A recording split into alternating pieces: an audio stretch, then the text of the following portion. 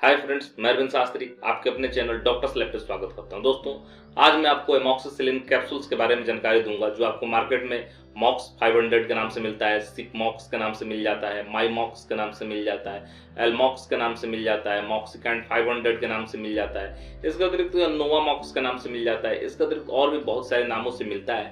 लेकिन ध्यान रहे कि जो एमॉक्सिसिलिन कैप्सूल है उसके बारे में आज आपको यहाँ संपूर्ण जानकारी दी जाएगी। आपको बताया जाएगा कि एमॉक्सिसिलिन कैप्सूल का किन किन बीमारियों में उपयोग किया जाता है, इसका साइड इफेक्ट क्या है, इसका डोज क्या है।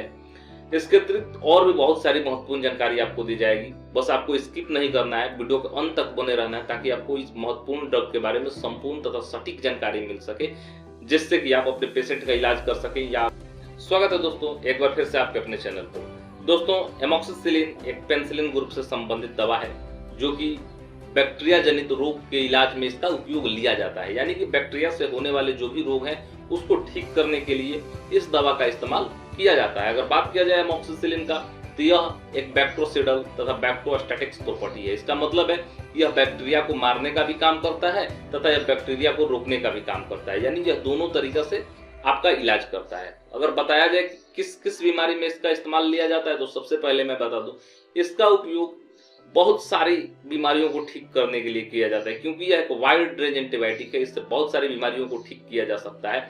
मैं आपको बताता हूं कि इसका उपयोग टॉन्सिलाइटिस को ठीक करने के लिए किया जाता है। टॉन्सिलाइटिस का मतलब होता है कि जब यहाँ पे टॉन्सिल बढ़ जाता है, जिसकी वजह से आपको पानी पीने में दर्द होता है, खाना खाने में दर्द होता है, तो उसको भी ठीक करने के लिए इस दवा का इस्तेमाल किया जाता है। इसके अतिरिक्त इसका उपयोग साइनोसाइटिस को ठीक करने के लिए किया जाता है। यानी जब आपके नाक के अंदर इन्फेक्शन हो जाता है, बैक्टीरिया जनित रोग हो जाता है, सांस लेने में दिक्कत होती है, नाक के नसों में सूजन आ जाता है, उसको भी ठीक करने के लिए इस दवा का उपयोग किया जाता है। इसके अतिरिक्त इसका उपयोग टाइफाइड बुखार को ठीक करने के लिए भी किया जाता है। इसके अतिरिक्त इसका उपयोग आरटीआई को ठीक करने के लिए किया जाता है। इसका मतलब है कि रेस्पिरेटरी ट्रैक्ट इन्फेक्शंस, यानी जो यहाँ रेस्पिरेटरी ट्रैक्ट है, यानी जिससे सांस लिया जाता है, छोड़ा जाता है, उसको भी ठीक करने के लिए इसका इस्तेमाल किया जाता है। इसके अतिरिक्त इसका उपयोग यूटीआई को ठीक करने के लिए किया जाता है। इसका मतलब है कि यूरिनरी ट्रैक्ट इन्फेक्शंस, यानी पेशाब के रास्ते में जो इन्फेक्शन हो जाता है, बैक्टीरिया के चलते जो इन्फेक्शन हो जाते हैं, उनको ठीक करने के लिए इसका उपयोग किया जाता है। इसके अतिरिक्त आफ्टर ऑपरेशन इसका उपयोग किया जाता है। यानी जब आपका ऑपरेशन होता है, उसमें क्या होता है कि जहाँ पे सिलाई किया जाता है या टाँके पड़ते हैं या जो जहाँ घाव होता है, तो उनको सुखाने के लिए भी, ताकि वहाँ बैक्टीरिया का रोग न लगे, उसके लिए भी इस दवा का इस्तेमाल किया जाता है। इसके अतिरिक्त इसका उपयोग मेनिंजाइटिस में किया जाता है। इसके अतिरिक्त इसका उपयोग गोनोरिया में किया जाता है।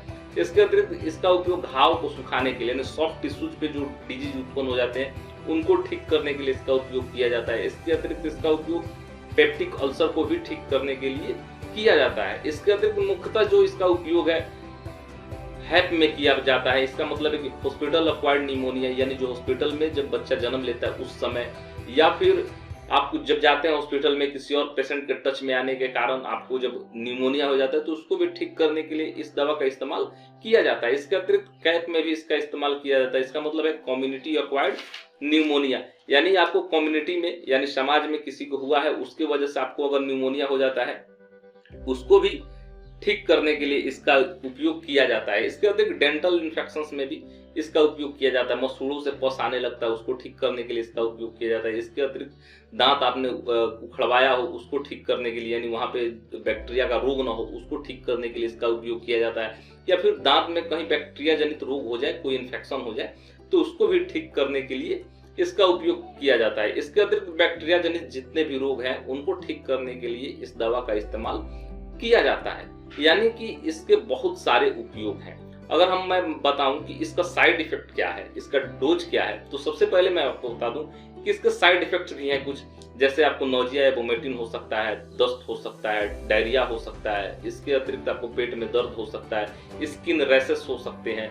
अगर ये सारे चीज आपको होते हैं तो यह इसका एक साइड इफेक्ट हो सकता है। अगर ये समस्या ज्यादा दिनों तक बनी रहे तो आपको अपने डॉक्टर से सलाह लेने की जरूरत है और दवा को तुरंत छोड़ देने की आवश्यकता है। इसके अतिरिक्त अगर इसके डोज की बात की जाए, तो अमूमन जो डोज इसका होता है, अगर आपकी उम्र 14 साल से ज्यादा है तो आपको 2 टैबलेट रिकमेंड किया जाता है कि एक टैबलेट सुबह में खाना खाने के बाद खा सकते हैं, एक टैबलेट शाम को ले सकते हैं। लेकिन अगर बेसिकली बात किया जाए तो यह आपकी कंडीशन पे डिपेंड करता है। डॉक्टर डिसाइड करता है कि आपका कंडीशन क्या है, उस हिसाब से इस दवा को दिया जाता है। और आपको एक बात ध्यान और देना चाहिए कि डोज पूरा होने के बाद ही दवा को छोड़ें, क्योंकि अगर आपका रोग ठीक हो जाता है लेकिन आप दवा को तब तक न छोड़ें जब तक कि आपका डॉक्टर ना बोले, क्योंकि